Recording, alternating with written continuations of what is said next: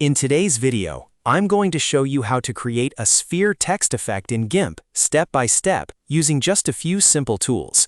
This is a great effect if you want your text to look more creative, more professional, and a lot more eye-catching for thumbnails, banners, logos, or design projects.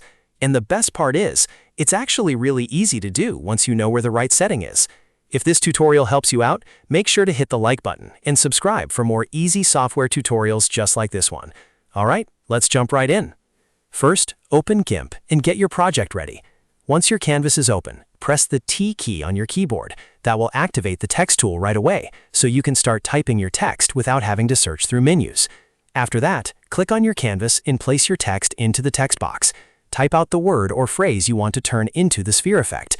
You can adjust the font, size, and color if you want, but for now, just make sure your text is in place and easy to read. Once your text is ready, the next step is to go to the top menu.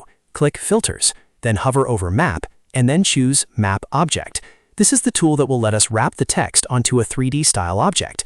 When the Options window appears, look for the drop-down menu labeled Map To. By default, it will usually be set to plain, but that's not what we want for this effect. Click the drop-down and change it from plain to sphere. This is the key step that turns your flat text into a curved sphere-style effect. After you've selected sphere, take a second to review the settings if needed, and then click OK to apply the effect. GIMP will process the text and convert it into the spherical look instantly. And just like that, your text now has a sphere effect applied to it. It's a simple trick, but it can completely change the look of your design and make it stand out much more.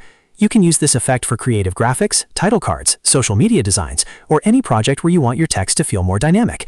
If you want more easy GIMP tutorials like this, don't forget to like this video, subscribe to the channel, and turn on notifications so you never miss the next tip. Thanks for watching, and I'll see you in the next one.